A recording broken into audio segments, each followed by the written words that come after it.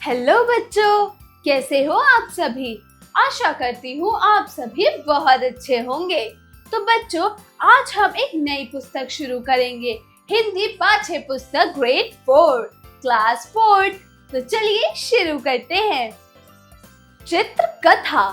जैसा कि हमने बाकी 3 कक्षाओं में पढ़ा, चित्र कथा क्या होती है। चित्र कथा एक वो कथा होती है, ये इस तरह की कथाएं हैं जो हम चित्र के जरिए पढ़ते हैं या फिर चित्र के जरिए समझते हैं, उन्हें हम चित्र कथा कहते हैं। तो बच्चों, यहाँ भी कुछ ऐसा ही है। यहाँ आपको कुछ चित्र दिए गए हैं और उनके साथ साथ कुछ वार्तालाप, कुछ डायलॉग्स दिए गए हैं, जिससे आपको ये कथा समझनी है और इसको पढ़नी है। तो चलिए मेरे साथ ये चित्र कथा शुरू कीजिए। मैं जो चाहूं चित्र कथा, केवल पठन हेतु, मतलब सिर्फ और सिर्फ पढ़ने के लिए। तो यहाँ पर जो चित्र कथा है, चलिए उसको पढ़ना शुरू करते हैं। एक बार की बात है, एक गांव में हरिलाल नामक एक कंजूस व्यक्ति रहता था। एक दिन जब हरिलाल काम कर कर घर लौटा तो उसने देखा कि उसके घर में आग लग गई है। हाय रे, यह क्या हो गया। हाय, मेरी जमा पूंजी अंदर ही रखी हुई है। अब क्या करूं, सारे नोट जलकर राख हो जाएंगे। हाय। ऐसा बहुत पहले की कहानी है ये। एक बार क्या होता है, एक गांव में ना एक व्यक्ति रहता है। उस व्यक्ति का पता है क्या नाम होता है? हरिलाल। वो बहुत कंजूस होता है, उससे एक पैसा भी नहीं निकलता कहीं, बहुत कंजूस व्यक्ति। एक दिन क्या होता है, जब हरिलाल काम पे जाता है, आकर पता है क्या देखता है कि उसके घर में आग लग गई है और वो बहुत परेशान होता है। वो हाय हाय चिल्लाने लगता है। वो बोलता है कि जितनी भी मेरी जमा पूंजी है सारी अंदर जलकर राख हो जाएगी, तो अब मैं क्या करूंगा, मेरे पास तो कुछ भी नहीं बचा। तो उसका एक दोस्त बोलता है, मेरा नाम कल्टू है, मैं अंदर जाऊंगा और आपके सारे रुपए ले आऊंगा, लेकिन एक शर्त पर। वहाँ एक व्यक्ति खड़ा होता है। वो आकर हरिलाल से बोलता है कि मेरा नाम कल्टू है, मैं तुम्हारी मदद कर सकता हूँ, मैं इस आग में जाके तुम्हारे सारे नोट ले आऊंगा, सारे रुपए ले आऊंगा, लेकिन मेरी एक शर्त है। तो हरिलाल बोलता है, हाँ ठीक है, परंतु तुम्हारी शर्त क्या है?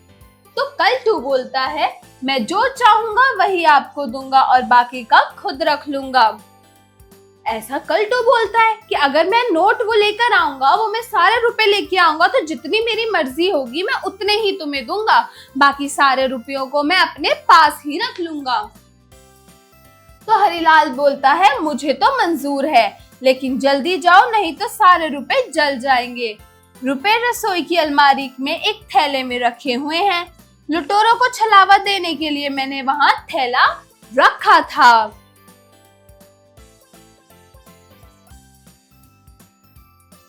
अब क्या, कल्टू अगले ही पल आग में कूद पड़ा। जैसे ही उसने सुना पैसे कहाँ रखे हुए हैं, वो तुरंत भाग कर गया और आग में कूद गया। तो एक कंजूस की अपने रुपए थैली में रख सकता है। वो बोलता है कल्टू, ये कंजूस ही होगा जो अपने रुपयों थैली में रखेगा, वरना कोई भला व्यक्ति जो कंजूस ना हो वो रुपये थैली में थोड़ी रखेगा। थोड़ी देर बाद कल्टू रुपयों का थैला लेकर वापस आया। तो हरिलाल बोलता है, ओ उसने तो यह काम कर दिखाया, वाह। तो लाओ थैला मुझे दे दो। अब कल्टू चुप थैला जो लेकर आया है, हरिलाल कल्टू से थैला मांगता है कि लाओ मुझे मेरा थैला दे दो। तो कल्टू बोलता है, इतनी भी जल्दी क्या है भाई, याद कीजिए हमारे बीच में क्या तय हुआ था। मैंने कहा था ना कि जो मैं चाहूंगा वही आपको दूंगा, बाकी का खुद रख लूंगा, तो मैं आपको यह दूंगा। वो क्या बोलता है कल्टू हरिलाल से कि इतनी जल्दी क्या है थैला लेने की, जरा सब्र करो, हमारे बीच में क्या तय हुआ था याद तो करो। क्यों? हम दोनों के बीच में यह तय हुआ था कि मैं जो रुपए लाऊंगा उसमें से जो मैं चाहूंगा तुम्हें बस उतना ही दूंगा, बाकी का मैं अपने पास रखूंगा। तो यह लो, तो उसने कुछ पैसे दिए। पता है कितने? सिर्फ 1 रुपए। तो हरिलाल कहता है, सिर्फ 1 रुपए?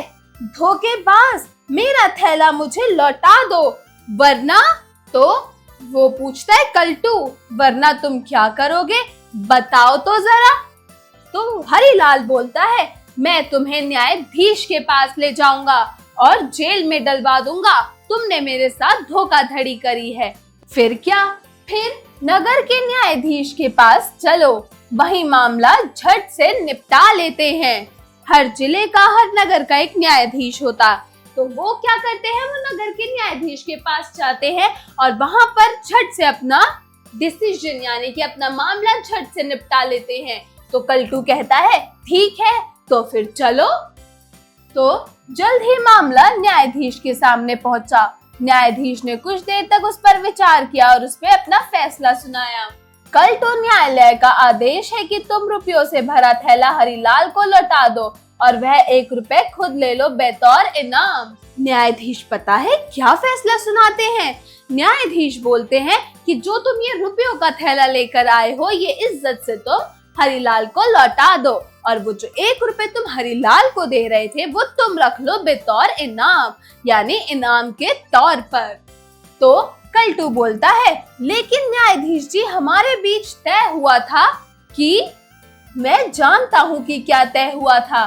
तय यह हुआ था कि तुम जो चाहोगे वही हरिलाल को दोगे, बाकी का खुद रख लोगे, लेकिन तुम इस बात पर कायम नहीं रहे। ऐसा न्यायाधीश कहते हैं कि मैं तो जानता हूँ कि क्या तय हुआ था। बात ये हुई थी कि तुम जो चाहोगे वो तुम हरिलाल को दोगे और बाकी का तुम खुद रख लोगे, है ना? लेकिन तुमने ऐसा नहीं किया, तुम अपनी बात पर कायम नहीं रहे। तो कल्टू कहता है, लेकिन मैंने तो वही किया जो मैंने कहा था। उसके लिए तो वो चीज बिल्कुल ठीक थी, उसने तो वही किया जो उसने कहा था। फिर न्यायाधीश कहते हैं, नहीं, तुमने ऐसा नहीं किया। तुमने चाहा कि नोटों से भरा थैला स्वयं अपने पास रखूं और तुमने वैसा ही किया ना? अब तयशुदा बात के तहत तुमने जो चाहा वही हरिलाल को देना होगा, इसलिए नोटों से भरा वह थैला हरिलाल को दे दो अभी इसी वक्त। तो पता है, उसमें न्यायाधीश जी कहते हैं कि तय ये हुआ था कि जो तुम चाहोगे तुम वो हरिलाल को दोगे, बाकी का तुम रखोगे, और अपनी बात के कहे अनुसार तुमने वो पूरा थैला खुद रखना चाहा और 1 रुपए हरिलाल को देना चाहा। तो तुमने चाहा तो पूरा थैला पैसे का रखना, तो इसका मतलब कि वो थैला तुम्हें हरिलाल को देना ही पड़ेगा, जैसी बात तुमने कही थी उसके मुताबिक। अब जो मैंने बात कही है उसका तुम्हें पालन करना पड़ेगा और ये नोटों से भरा थैला तुम्हें हरिलाल को देना पड़ेगा अभी इसी वक्त। फिर क्या? फिर कल्टू कहता है, लेकिन मेरा फैसला अंतिम है, किसी भी तरह की बहस की तो मैं तुम्हें जेल में डलवा दूंगा, समझे? न्यायाधीश गुस्से में बोलते हैं कि मेरा फैसला बिल्कुल अंतिम है, अगर तुमने किसी भी तरह की बहस मेरे से की तो मैं तुम्हें जेल में डलवा दूंगा। अब रुपयों का थैला हरिलाल को दे दो और 1 रुपए का नोट तुम ले लो। फिर क्या? फिर कल्टू को आदेश का पालन करना पड़ा और गुर्र, मैंने अपनी जान लगा दी पर मुझे क्या मिला?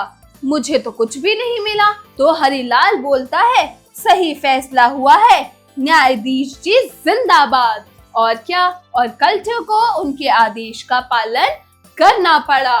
क्यों? क्योंकि कल्टू गलत था। कल्टू ने जो चाहा उसे वो देना पड़ा हरिलाल को, क्योंकि बात तय जो हुई थी उसका पालन तो करना ही पड़ेगा। तभी कहते हैं, ज्यादा लालच करना बिल्कुल सही बात नहीं है, हमें बिना किसी मोह के, बिना किसी लालच के दूसरों की मदद करनी चाहिए। तो बच्चों, आशा करती हूँ आपको ये कहानी, ये कथा अच्छी लगी होगी और आप इसकी इसकी जो भी आपको शिक्षा मिली है उसका आप अपने जीवन में जरूर पालन करेंगे। तो बच्चों, मिलती हूँ एक नई कहानी और कविता के साथ नई क्लास में। तब तक के लिए बाय बाय बच्चों।